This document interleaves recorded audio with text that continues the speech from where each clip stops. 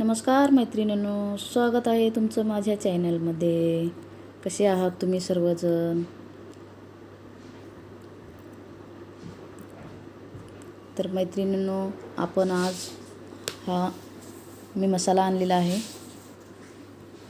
कुसुम महोत्सवाला गेले होते तेव्हा हा मसाला घेऊन आलेला आहे. मी मंचुरियन मसाला आहे. खूप छान आहे.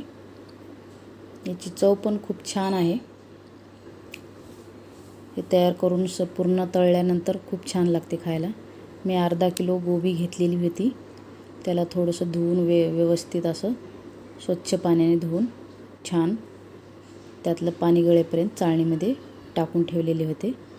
आणि त्यातलं पाणी पूर्ण गेल्यानंतर मी हा मसाला त्या गोबीला लावून घेत आहे.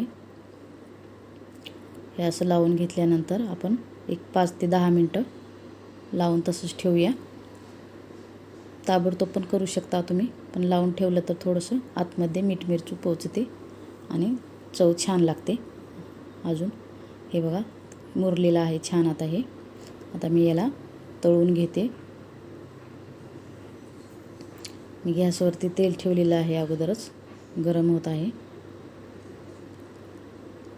तर तेल गरम झालेलं आहे आपलं. पण आता हे गोबीचं मंचुरियन आपण आतमध्ये सोडून घेऊया आणि सोडून कमी गॅसवर चांगलं व्यवस्थित असं तळून घेऊया. याला थोडासा वेळ लागतो तळायला.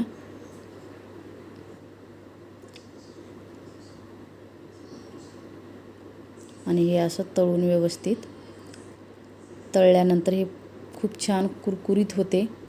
थोडंसं कडक होते आणि मोकळे पण होतात. आता हे थोडे चिकटल्यासारखे दिसतात, पण नंतर मोकळे होतात पूर्ण तळल्यानंतर. आणि खायला तर एकदम छान आणि चविष्ट आहेत. चवदार लागलेले आहेत एकदम. मी ट्राय केलेला आहे. खूप छान मसाला आहे.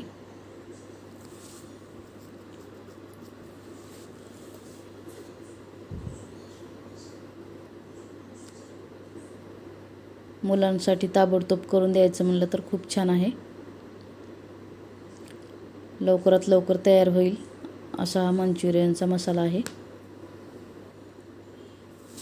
अगदी 10 मिनटाच्या आत पूर्ण तयार होऊन खाऊ शकता आपण ह्याला तयार करून. कमीत कमी वेळामध्ये तयार होते गोबी मंचुरियन.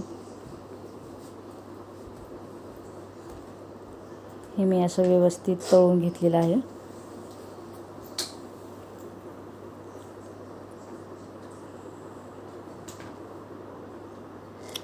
तळत असताना गॅस कमीच असू द्या, कारण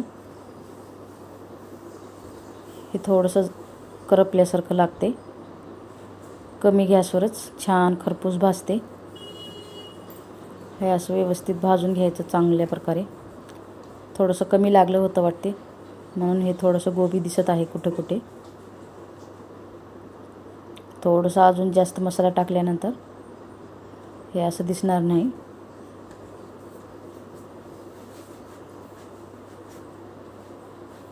तर हे मस्त भाजत आहे, व्यवस्थित तळून घेत आहे मी. जेवढं जास्त वेळ आपण तळलं तेवढं चांगलं कुरकुरीत होते आणि खायला पण छान लागते.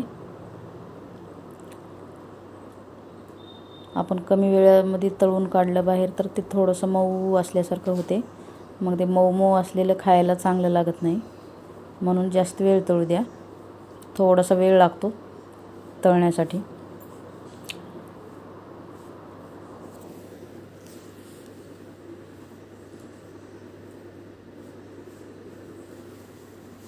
हे असं अधूनमधून हलवत राहायचं थोडं. अधूनमधून हलवल्यामुळे थोडं चिकटणार नाही, मोकळं मोकळं होईल. हे आता मोकळं पूर्ण तळल्यामुळे थोडंसं सुटत आहेत. वेगळे वेगळे होतात तळल्यानंतर.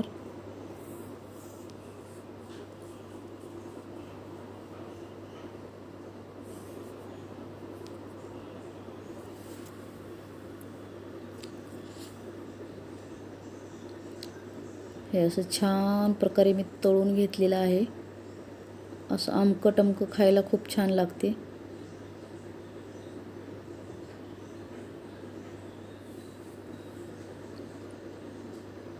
हे बघा, हे आता पूर्ण छान तळलेलं आहे.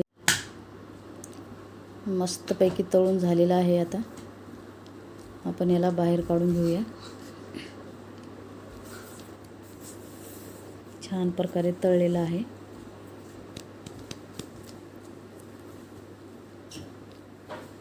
आता मी याला बाहेर काढून घेते.